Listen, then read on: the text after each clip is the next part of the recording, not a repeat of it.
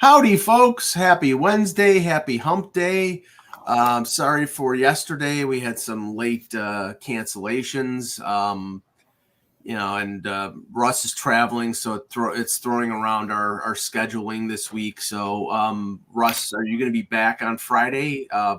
No, not Friday. I'm traveling Friday, but it doesn't mean I can't pop in from a rest stop. Okay. All right. So we'll keep everybody updated, but we'll start with the pre-show. Go ahead, Russ. Yeah, so let's talk about baseball. It's only 6 days away. Valentine's Day is pitchers and catchers. If you don't have a Valentine, your Valentine could be baseball. So it's always a nice time of the year, though, because even though we're getting ridiculously warm weather, even here in Michigan, it's nice to think about baseball and that eventually spring is coming. And, spring eventually hits Buffalo, too. Right. And so, I think it's just always a fun time of the year. Even if you don't think your team is great, it's okay. Because you know what? Spring's coming, summer's coming. There's always some fun to be had during baseball season. So I think it's a good time of the year. It's interesting here because I watched the press conference yesterday for Bobby Witt Jr. getting signed to a long-term deal. Now, don't think that wasn't calculated to make it happen this week, because what's going on with the Kansas City team this week, Mike? Oh, yes. Yeah. The Super Bowl. So, and they said as much in the press conference. Well, we know this is a week where a lot of focus is on another Kansas City team, but here we are, the Royals. We just signed our number one guy. So, a good PR move by them, I would say. Yeah. Let's just say this. I'm pretty sure the last Super Bowl that was 1 week between the championship game and the Super Bowl was the Giants-Bills Super Bowl 25. Since then they went to 2 weeks. And if there was a happy medium between a week and 2 weeks, that would be perfect. But then we'd have Super Bowl Wednesday, because 2 weeks is too long. They basically take a week off, and then they go to wherever the Super Bowl is, which is Vegas, and then it's like it's Radio Row, and it's just the stupid questions, and you have Stuttering John or whoever, like the Stern Show, or it used to be Stuttering John or Baba Booey. They would send them. Yeah, neither will be there probably. Right, and then they don't do that anymore. Like how big is your schlong? Those type right. of They're not doing that. No. Yeah, well, but it's like if you were a bird, what kind of bird would you be? They're still doing that. Yeah. Okay. Well, there was a lot of Taylor Swift talk yesterday at that press conference. So yeah. I guess Purdy got asked a Taylor Swift question or something like that. It's like I'm sure there were. I know Kelsey did too. At least I think. I didn't watch it. Yeah. But I'm with you. The sentiment is there. I feel the same way. Even for my own coverage on Sportsology, I don't do a ton of football coverage, but I did put up some football stats provided by the NFL, because if it helps anybody out there, that's great. But saying that, I didn't really want to write about football this week. Like, I just didn't. Leading up to Super Bowl, great. Like, in my mind, it's lost that momentum. Am I going to watch? Sure. Because what else am I going to watch on TV? Plus, I'm going to have food. I'll make sure my food's good that day. But you know what I mean? It's like, for me, the excitement of it is lost. If my team were in it, it'd be a different story. But just as an outsider who writes a little football, it's lost for me. Yeah, there is a rush, and I will not name the pizzeria in Buffalo. And I say this every year, but there should be charges put against them for jacking up their prices on Super Bowl Sunday. So why don't you buy it a week ahead of time, freeze it like your grandmother would, and then thaw it out for the big game? Well, no. I mean, what I was going to say is, I'm weird in the sense that, and you know this, chicken wings I like extra crispy. And I don't mind chicken wings, especially barbecue wings, cold. Right. No, I don't either. Yeah. So my idea is to get myself a single or double order of barbecue wings the previous day, and then just put them in the refrigerator, and then they're nice and cold for Super Bowl Sunday. And maybe I get a couple slices of pizza or something like that. But I don't like, and that's the other thing. What's the calculated savings in your pocketbook, Mike? What are you saving by doing that? I'm not sure if I'm saving anything because they probably are jacking up the prices for Super Bowl weekend. But if it was Super Bowl, I mean, this place, believe me, they have boxes of pizza boxes pre-made for Super Bowl Sunday that are piled up to the ceiling. And they're just like, it's just like, why don't people in Buffalo just eat something else then? Well, no, they'll get pizza from different pizzerias that are. Or you can start a strike. You can start a pizza strike in Buffalo, Mike. Yeah, a pizza strike on Super Bowl Sunday. There you go. Anyway, I mean, listen, I bet you get on the news. Yeah, I guess. I mean, if that's what you want to do, attract attention to yourself for a friggin' pizza strike. Okay. Well, because they're going to be like, here, I'm going to be the reporter for a minute. They're going to be like, Mike in Buffalo, you're on strike. You don't want anybody to eat any pizza in Buffalo. Why? And you're going to say, I'm going to say, well, people look at me and they should say I'm on a hunger strike. No, but what's the real reason? What's the underlying reason? I'm cheap. So, Mike, what is the cost of this pizza for Super Bowl Sunday? Well, a sheet pizza would be about $60. And what would that cost be next Tuesday? Like $35. So is this $25 charge going to bankrupt you for your groceries for the week? It's the principle. That's all that matters. And then the reporter goes, yeah, he's cheap. All right, switch back to the weather. That's it. The interview's over. Hello, hockey world. Today is Wednesday, February 7th, 2024. I'm Pete Tessier, enjoying that Russ has finally got Mike to admit he's cheap. Russ Cohen from Sportsology, hard-hitting journalist. And I'm cheap, Jello, and this is the Hockey Buzzcast here on HockeyBuzz.com. I'm going to just start with this, Peter, because we didn't have it on after the trade, so I wanted to get your input on the Sean Monahan deal that the Jets made first, and a conditional third-round pick.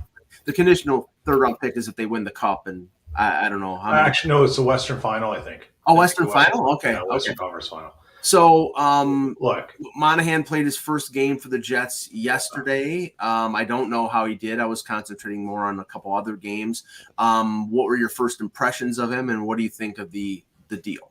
Well, there's a reason he has a Twitter account made by his friends called Boring Sean Monahan, because, well, the guy is boring, but and his play wasn't much inspiring. But I didn't expect much, honestly, in the first game with the Jets, partially because there is this whole belief with Monahan that somehow he's going to come in and fix the Jets' power play. And I think that's the general sort of narrative we get. He wins face-offs. He's good on the power play. Mm-hmm. Well, that's a lot to give up for a guy who wins face-offs and is good on the power play when you have arguably the worst power play in the league, is structurally deficient on so many fronts, and you're not willing to change anything. So there's the Jets needed depth on second line C. There's no question about that.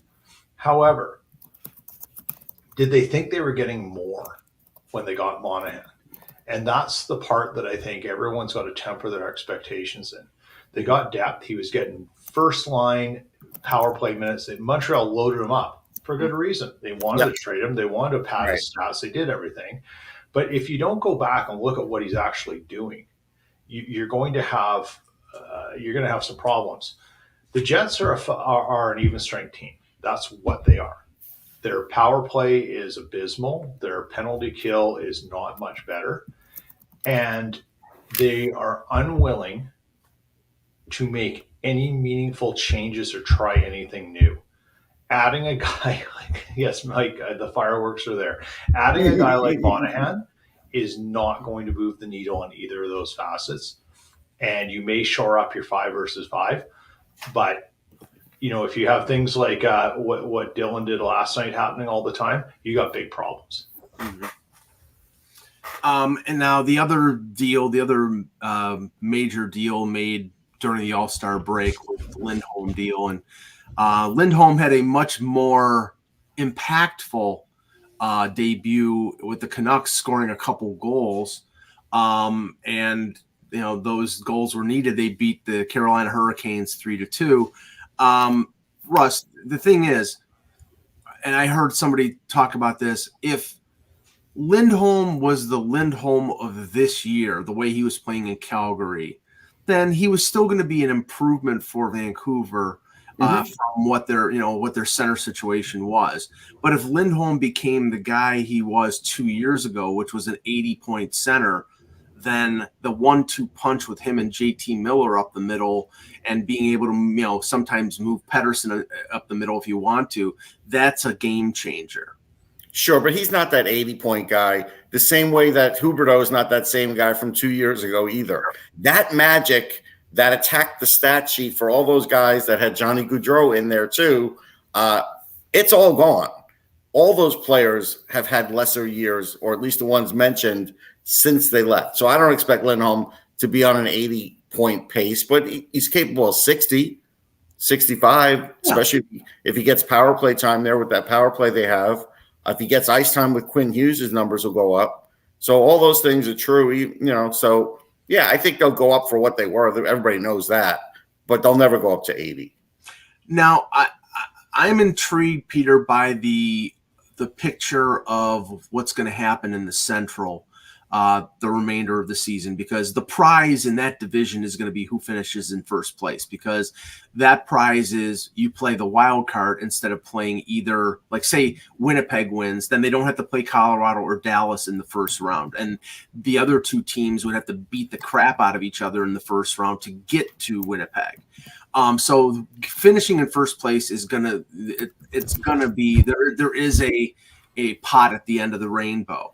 Now I saw Dallas last night in person, and although their offense wasn't great, they only scored 2 goals against Buffalo, and Buffalo played a pretty decent defensive game, and Ukko-Pekka Luukkonen played pretty well in goal for the Sabres.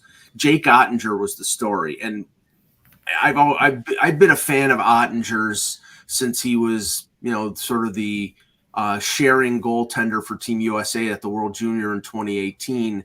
Him and Joseph Wall, I both thought both of them would be good NHL goalies, and I think they both are. But he's taken a step higher, and he was incredible last night, but he's been incredible for the last couple of years. And the only thing was Dallas needed to overplay him last year, and I think he was gassed at the end of the year. I'm really intrigued by this battle, this 3-way battle that's going to go on between Winnipeg, Colorado, and Dallas in that division. Yeah, it'll be really interesting to see what Colorado and Dallas potentially do as we inch closer to the deadline. I think Winnipeg moved quick because they didn't want to get left out on sort of the top, obviously available centers. Whether it was the right move or not is neither here nor there. Well, they checked off the right box, like you said. Checked off the right box, but I think Colorado's a sleeping giant, and if they get healthy and add someone in, I wouldn't be surprised if they take another big swing at trying to do something, just because they're in that window, right? I don't think anyone saw the Jets being in the window they're in right now, or entering this window, or what they're doing this season. And just like last year, they're fading off in January again. There's some lackadaisical play, and I think Colorado is probably the odds-on favorite if Winnipeg doesn't do something with their special teams pretty quick, and that pays off huge. Because do you want to have, if you're one of Colorado, Dallas, or Winnipeg, do you want to play one of those guys in the first round? No, not at all. You're going to come out of that, and you're going to be damaged. And it's a huge prize. And I hope they all understand that there is a massive motivation to keep going and improving the stuff. I suspect both those teams will do something with their teams and with the trade. I mean, I think Colorado will be more aggressive. I don't have a pulse. I don't know about that. I'm not sure about that because they got Parisi, and if Landeskog comes back, right. If he comes back in the regular season, they have to have room for him. If he comes back in the playoffs, then they don't. Yeah. Meaning cap-wise. Yeah. I mean, funny how that'll happen, right? Yeah, no, it's Forsberg 2.0. No, I think he'll probably, if he does come back, he'll come back in the playoffs. I mean, there is talk about them maybe adding a depth defenseman. I've heard some speculation about them reacquiring Eric Johnson from Buffalo, who had been there for a long time, and Buffalo could retain 50% of his salary. But everybody believes that their need was up the middle, and I don't think Adam Henrique really solves the issue in terms of a number 2 center. Well, if he plays with Zach Parise, it could. There's some chemistry there. Yeah, that's true. That's true. But again, you need Anaheim to retain 50% of the salary, and they will. I mean, they will. They will to make it. But that's the problem. It's like there were musical chairs with the center market, and now that Monahan and Lindholm were off, and Henrique is arguably the top guy left. After that, then it's basically centers that you don't. That you didn't think were going to get moved, maybe getting moved, and teams can't really depend on that. And then they might have to pay through the nose to get a player like a Casey Middlestat out of Buffalo, who I'm not 100% convinced that. Yeah, teams would pay through the nose for him, but probably nobody else left, really, assuming even Tyler Johnson, those kinds of guys. Everybody else is like Derek Brassard. You know, I mean, that's really what it is. And Henrique's not that far away from what Derek Brassard was every year when he would get traded. So, I don't think teams are going to pay through the nose. I know that's what fans are thinking, but there's not that many first-round picks for 24, 25 left for contending teams. And are they really going to use one of those on a center that really isn't a second-line center for them or really isn't a third-line center, but they have to do it? I don't think so. I think they're just going to make other plans. Now, just going around the league a little bit, last night I was intrigued by the video that came out of the Calgary-Boston game where Brad Marchand got smoked by Pospisil. Brutal hit. Brutal. And he got a five for cross-checking and a game misconduct. A lot of people think after the fact that Marchand was playing it up a little bit because he played over 17 minutes last night. He came back after the hit, but still, I mean, if you go high with your stick, doesn't matter. Yeah, doesn't matter. I mean, he can be the most annoying player in the world, Peter. You can't cross-check him across the jaw. Well, you can, and I don't want to encourage it, but you're gonna pay the price at some point, right? Like you're going to pay it by, Department of Player Safety. Then you do it to Marchand, you'll get 12 games. But if you do it to anyone else, you get 3. Right. You'll also get a case of champagne from every other team in the league. Yeah. No, that was brutal though. I didn't like to see it, and no, it was a bad play. Now the Montreal Canadiens beat the Washington Capitals 5-2, and that's fairly innocuous because. Montreal is not going anywhere in the Atlantic or in the Eastern Conference, but Washington, Russ, I mean, it's remarkable that they've stayed close this long. They have a -34 goal differential, and they were still within shouting distance of a playoff spot. The weird thing, I'm going to tell you the weird thing. The weird thing is, while they were staying close, had Ovechkin given them anything, they probably really would still be in it. But he gave him nothing. Well, he gave him a goal. Yeah, but I don't mean in this game, Mike. I mean for the last month and a half. Oh, no. I mean, yes. This obviously, he didn't do something during the offseason to stay in, top shape. Either there was an injury or whatever. But, he's got 10 goals. He's going to end up probably scoring around 20. Again, I still think he's going to break Gretzky's record. It's just I don't think so. Okay, I mean, we have a friendly bet here, That's but fine. I think he's going to do it, and I hope he does it. I'm pretty good at predicting these days, Mike. So you're going to lose. Yeah. We're gonna get to that in a second because Russ he doesn't have his turban on. He's not current. Save the lemur's hat. So nicer than a turban. There you go. And what he's referring to is that the Edmonton Oilers winning streak is no more. They fall short of the NHL record 17, which I didn't realize. I thought the Philadelphia Flyer team from 1980 had but there were a lot of ties in there. It was that's the problem. It was like 30 games, but yeah, I think there were ties in there. There were ties. So the Oilers streak ends at 16. They lose 3-1 to the Vegas Golden Knights.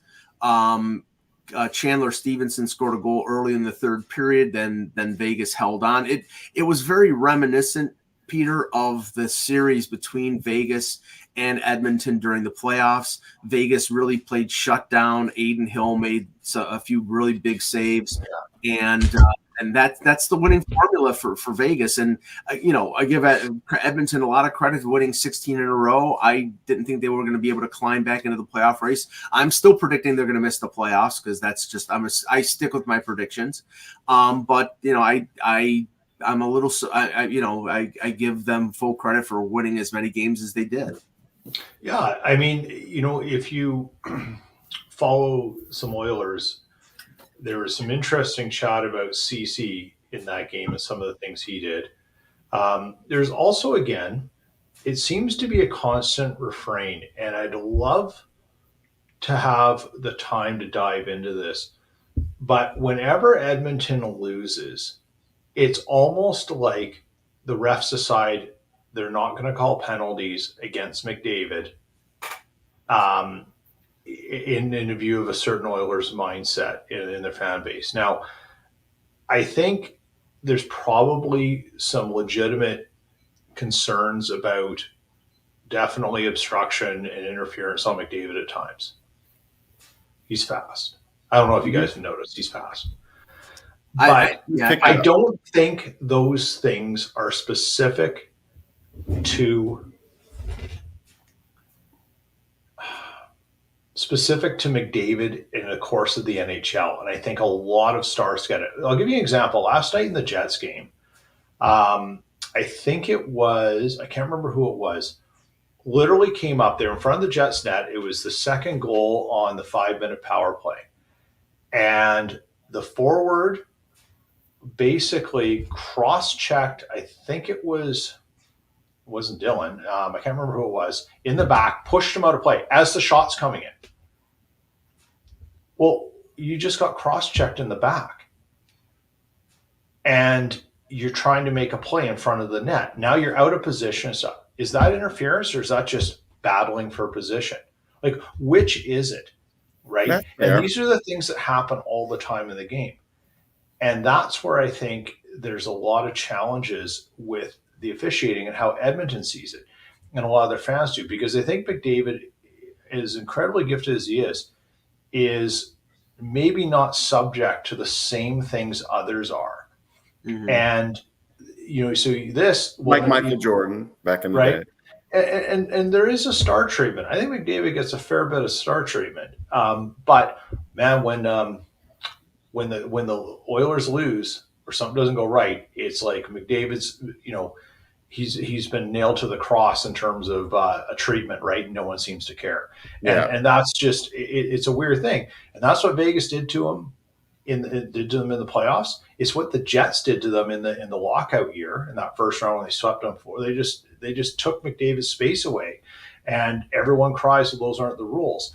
Mm-hmm. And I think, the point I would say to Oilers fans is, well, they are the rules. It's just they're not consistently enforced across the league. And watch every game, because he's not the only one getting slashed or bumped or interfered with. And that was a lot of what was coming out of Oilerville last night. And congrats, Vegas. Well, in bigger news, my weekly spot on Sirius XM, The World According to Russ. That's what they named it. I didn't. They asked me just off the cuff, what did I think about that game? What did I think Edmonton was going to do? And what was going to be the outcome? And I said I didn't hesitate. I said Vegas is going to win, and they're going to win because they're going to be playing playoff hockey. They're going to play physical. They're going to try and suck the life out of Edmonton. And this is what the next half of the season has in store for teams playing Vegas, because they know how to win and they know how to play this way defensively. And sure enough, I was right. And it didn't take a genius, obviously, to figure out that could happen. And the thing is, now this is a problem for Edmonton, because Edmonton showed the weakness of the regular season, where if your offense is really good, you get decent enough goaltending, you can get points. But now when everything's going to start hitting the wall in the playoffs, and your defense is still average to below average, but everything else the same, you're going to have trouble moving on from round to round. That's what's going to happen to them. See, Russ, I also predicted Edmonton to lose to Vegas, but I also predicted Edmonton to lose to all the other 16 teams. I know that's the problem with that. You were like Paul McGuire with the Jets back in the day. Yeah, people can look that up on YouTube. You don't need me. I know who Paul McGuire is, because he did a bad local TV show, a cable access show in Buffalo, and he was a punter for the Bills in the 1960s, and he rode that to like a TV. Yeah, he was bad. He was bad in general, but I do think Edmonton's going to have a problem in the playoffs, and I don't even know if it matters who they add. I think they just don't have enough of those playoff winning kind of guys to go far. Well, that's the whole reason that they added Corey Perry. But see, here's the thing. They have enough loose cannons that they could make it tough on a team to do what Peter was describing, which was be tough on McDavid. You know that any team that faces them, not only are they going to put their best checker against McDavid, if they can catch him, they're going to be physical with him. And, you have to. That's what you have to take him off of his game. You have to. Third period of games, he's not going to see any clear ice. He's going to be getting obstructed all over the place. He's going to be getting hit all over the place. Do I think the Avalanche or Vegas are worried about playing the Oilers in the playoffs? No. If by some miracle Edmonton is up, or Edmonton is down by 4 goals in a playoff game, don't you think that other team is not going to take a run, not going to take out his knee, not do something like that's going to get somebody suspended, but they're going to be physical with him. They're going to rub him against the boards. Sure, absolutely. That's what you have to do to win a series, and that's what they'll do. So, I don't know if teams get nervous or fearful, but you have your preferences. And I'll tell you right now, there's probably a lot of players out there who prefer not to have to deal with McDavid and Draisaitl every other shift, potentially. Would you rather deal with McDavid and Draisaitl or McKinnon and Rantanen? If I look up the playoff numbers, McKinnon and Rantanen are a lot more successful. But it's not that simple, Russ. Because if it was, I think it is. No. Well, you're going to have to face someone tough to get anywhere. Right, but you have to face the rest of the Avalanche team, which is much stronger around McKinnon and Rantanen. I mean, maybe Draisaitl and McDavid win as a 2-on-2 battle, but I'd rather Makar and all the other quality players on the Avalanche than some of the crap on the Oilers. I'm willing to say the Oilers are a strong team now, and not what they were in October, November. Well, I mean, I'm willing to say that if they don't collapse, right? Have they changed their ways, or did they just get on a massive heater? But you can't preface it. You can't say I think they're a strong team if they don't collapse. Either you think they're strong. What I'm saying is the real question is are they an illusion, or are they right? So you have to make a choice now whether they are or not. I think they're an illusion. But I thought that, I didn't expect them to climb out of the hole that they dug themselves. I still don't think that they're a whole team. I still think they have flaws. But when you have Connor McDavid and Draisaitl flying around the ice and scoring willy-nilly, it's easy to win. But you have to play defense. I don't think they're an illusion either, but I don't think they're like a top 3 or even top 4 cup contender. I don't. Yeah. No.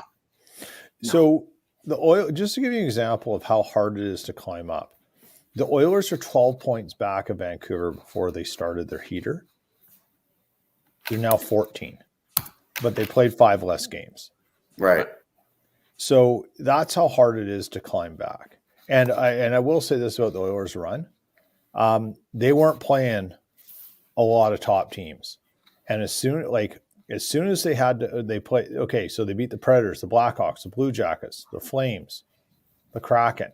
Okay, they played the Leafs, OT against the Canadiens, OT against the Red Wings, a win against the Blackhawks, the Senators, a win against the Flyers, the Ducks, the Kings, the Sharks, a win against the Rangers, a win against the Devils, and then the last loss came against the Islanders. So in that run, they only beat 4, let's say, the Rangers, the Kings, Toronto, and the Flyers. 4 teams who are decent or good.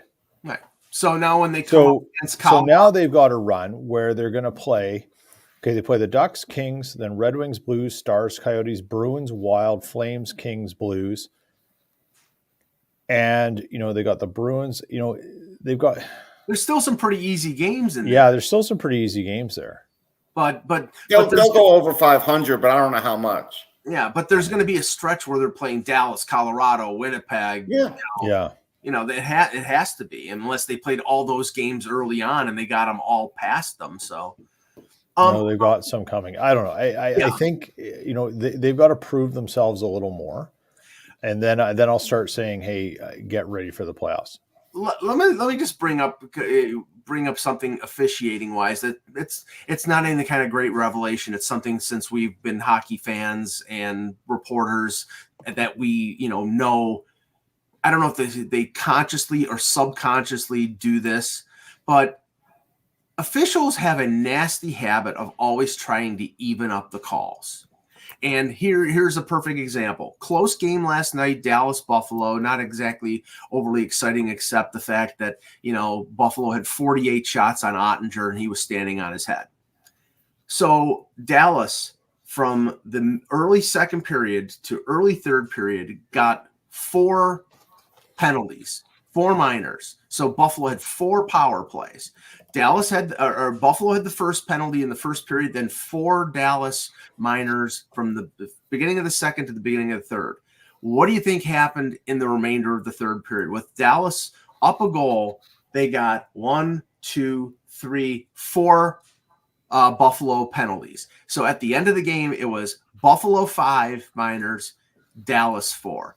I mean, again, call the game as it is, not to balance it, but if there's a penalty, there's a penalty. I somehow think there's a clicker in their heads that they say, okay, we called 4 in a row. Now we got to balance it up and call 4 more or just as many on the other guy. And that's what drives me crazy. It's not based on the offense. It's based on the tally.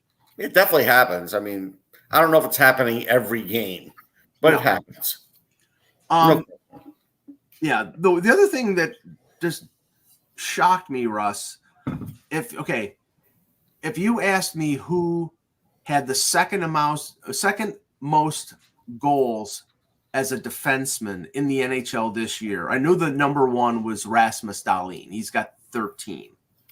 Who the defenseman in the NHL who has the second most goals? I would probably have named 15, 20, 30 names before the guy who actually is second. And that's Thomas Harley of the Dallas Stars. Yeah, I wouldn't have named Harley. I know he's been hot lately, but I would not have named him. He's got 12 goals. Yeah. He has 13 in his career, and he's got 12 goals. So, he's 22. Listen, the one thing the Dallas Stars can do is draft defensemen. Heiskanen, Harley. I love Elias Lindholm in his draft year. They've gotten mileage now out of Nils Lundqvist. Like, they know what they're doing with defensemen. Let's give them credit. Yeah. A couple things here. Now, Russ, we know James Dolan and the influence that he has on his teams, the Rangers He's influence on his teams, you think? Yeah, no, not at all. Darren Drager reported that the Rangers, and I'm assuming by him saying the Rangers, I'm assuming he means Chris Drury, Right. would be willing and would want to move their 2024 first-round pick to add players at the deadline. But owner James Dolan wants them to keep the pick so that they can be part of the spectacle at the draft. Gotta sell the Sphere in Vegas, which is owned by James Dolan. Gotta sell the Sphere. It'd be kind of hard if they're up on stage and it's like, oh wait, the Rangers don't get to be a part of this first round. I mean, really, sounds like it's going to be a factor, Mike. I mean, oh my God. Am I shocked? No, I am not shocked. Now Drury's going to have to either acquire another first round pick, which will be hard, or he's going to have to forget about trading that first round pick. Like, it's just, or he trades his 2025 pick when the draft is being held at the Felt Forum at MSG. Mike, the Felt Forum hasn't been around in 30 years. I know. But I get your gist. It's a storage room. That's what it is. Yeah, I wonder if they'll do that. I wonder if now with the future drafts, they're going to sell like closed circuit TV, have little closed circuit parties instead of like you going to the team's party. You just go to closed circuit and get access that way. Well, they can sell that to Fox, ESPN Plus, and what's the other entity? The other bundle that turned in. They're starting a new cable thing with. We can talk about that for a minute, but I'm not shocked at this with the Rangers, and I do think it's a factor. But yes, this bundling of networks now, again, let's retrace our steps with all of this. There was cable. I was there for the very beginning of cable, for Cablevision. I was one of the first neighborhoods, if not the first neighborhood in the country to get cable from Cablevision. My dad didn't want to do it. My dad's like, I'm not paying for TV. We all jumped him. My mother included. My dad paid for TV. Cheap. Right. But it worked out. But it worked out. He liked it, right? So, and then we always had it, right? We always had cable. The reception was way better. Remember, cable was so cheap at the beginning. They used to be like, well, just get it for the reception, because you forget having the bunny ears unless you had a big antenna on the roof. So anyhow, so there's those days, and there were those people like me who, even the channels that you didn't get, you could watch them through the wavy lines. Oh yeah, I did that too. Yeah, you press down consecutive buttons on that brown box. There you go. Oh yeah, everybody in New York knew that. Anyhow, so then we fast forward to the cable days of cable is evil, and we're all going to cut the cord. So let's just all cut the cord. It'll be a lot cheaper and a lot better. And it was for a little while. And then the cable companies figured out how to work around that. And I'm not saying, and I know Pete hasn't, a reason for doing what he's doing, and you can save some money, but it depends what you watch. Like if you watch sports, you are screwed. You're going to be paying more than somebody who doesn't watch sports. That's a fact. But depending on your provider and where you are and stuff. Yes. But you know what? At the end of the day, like, if you want to run a delay of a minute and you can manage your social media, there's ways around it, and we all know. No, that's fair. Yeah. So, but let's talk about it. So now there's going to be this bundling of whatever 3 networks it is. I want to say it was like ESPN, Hulu, and something else, maybe and Fox. And Fox. So now there's this triumvirate, right? Now, if you have ESPN Plus, they said, hey, you're in good shape. Obviously, the price is going to go up. I mean, that's how the world works, right? So they're going to have this little, we'll call it monopoly, going with that. And if you're just a schnook at home, you're like, okay, let me think about this. I've got to get high-speed internet. So I buy and it's not cheap. Like high-speed internet, still, if you want it on its own, is going to be $80, $75 a month. You could try some of the cheaper options, but you're going to find in certain areas it's not going to work. So then there's that.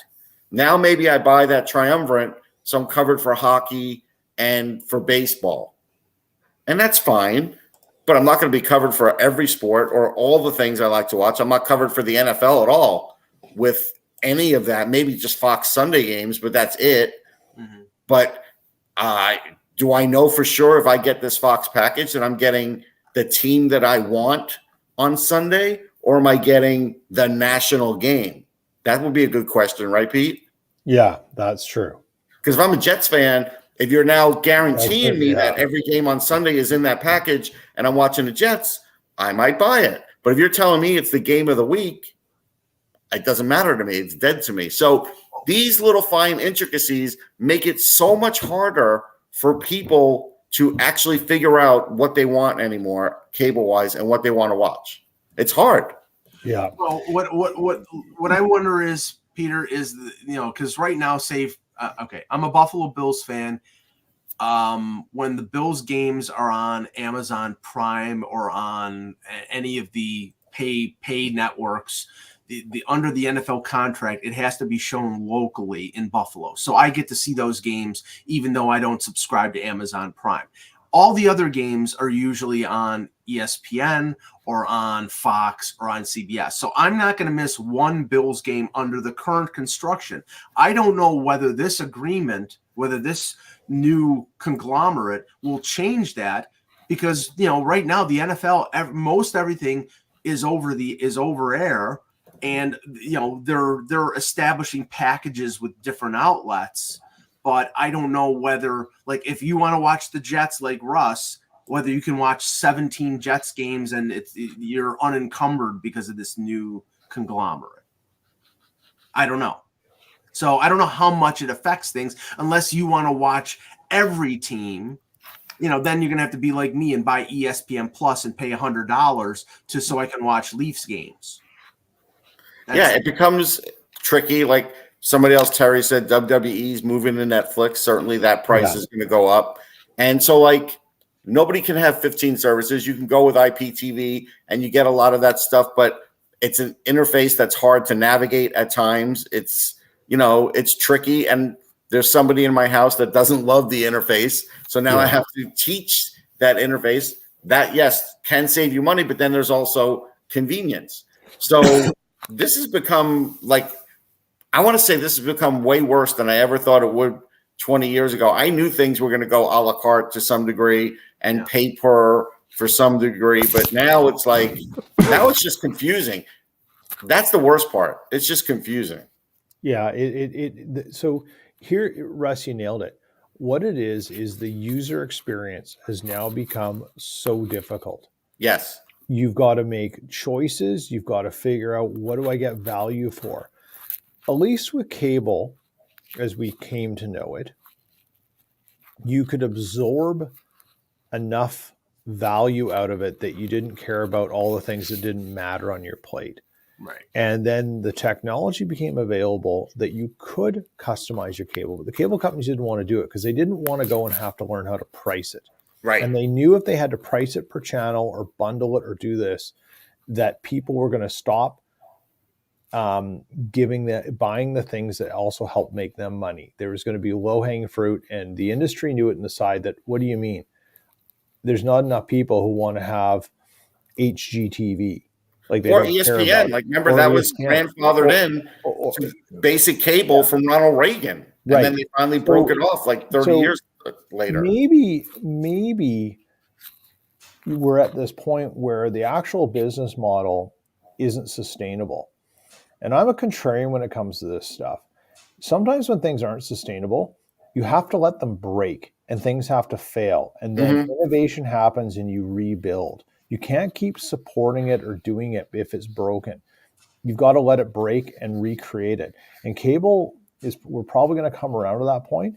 But frankly, if the NFL wants to be able to do things, the NBA, pick your sports leagues, you've got to make sure that you're going to ensure that you have enough accessible people who are going to make it valuable. And the more you silo these things, the less accessible. I mean, here's the nightmare that we all go through. If you have somebody who's 85 to 90 something years old, trying to get them to teach them to use the HDMI button so they could actually watch Netflix or Prime or something and get the TV back so they can watch cable is hard to do.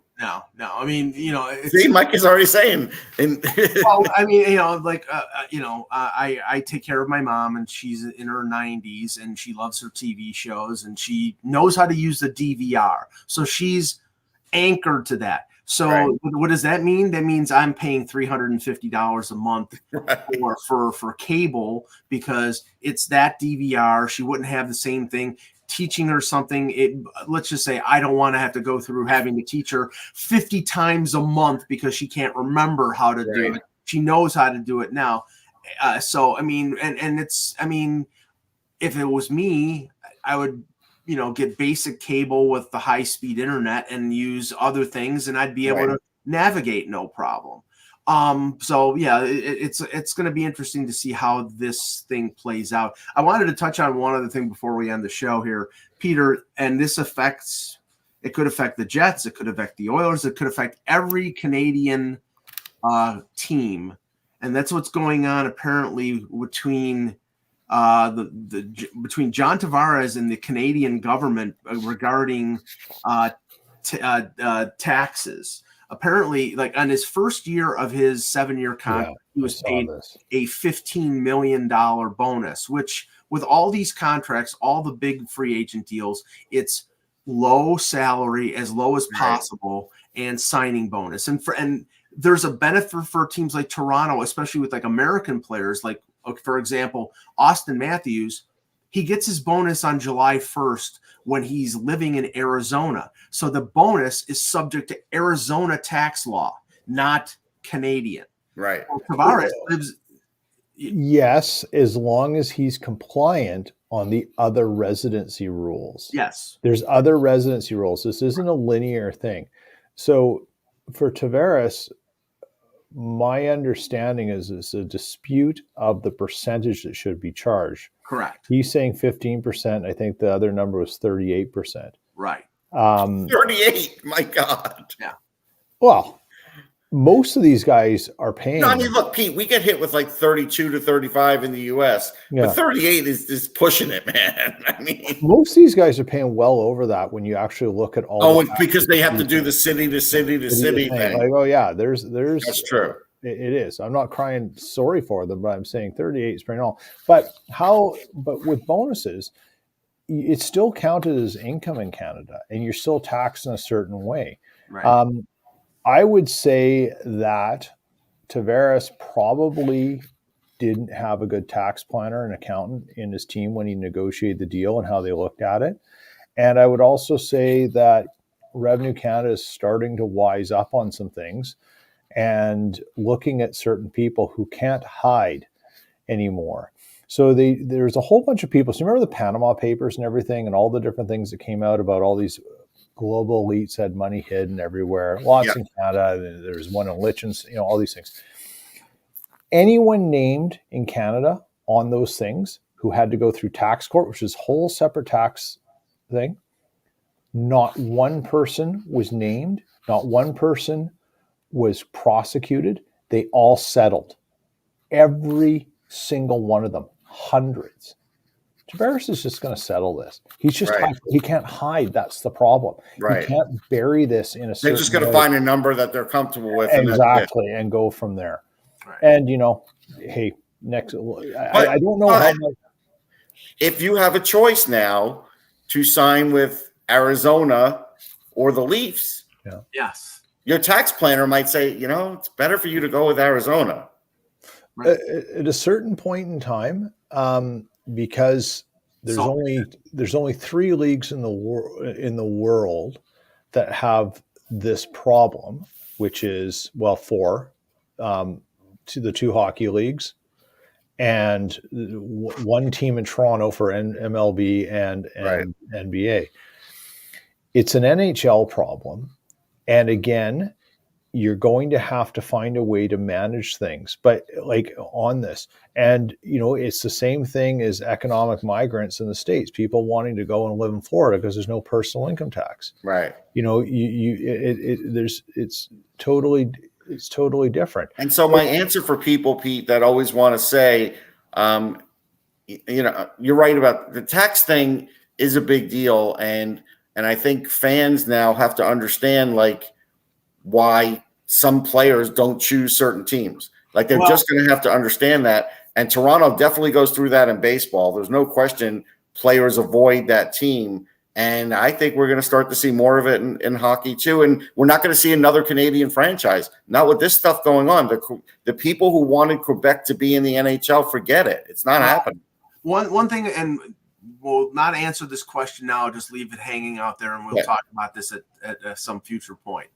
I wonder, because I think one of the biggest disparities and one of the biggest unfair situations in the NHL are the situations that the 5 or 6 teams like Nashville, Florida, Tampa, Dallas, the non-state tax states in the U.S., the advantage that they have over most of the other markets. I mean, the California teams, they're taxed up the wazoo. The New York teams, Toronto, Montreal, and in Canada.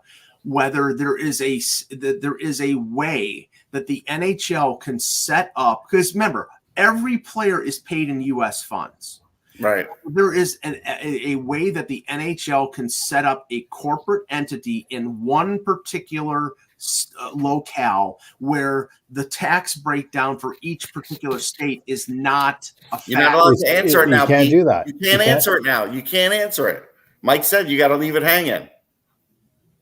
It's just motivation for you to come back on Friday, Peter, to answer to pile drive me when I'm saying that's unrealistic. But we'll talk about that on Friday. For Pete Tessier, for Russ Cohen, I'm Michael Agello. Thank you for watching, and remember, without the buzz, it's just hockey.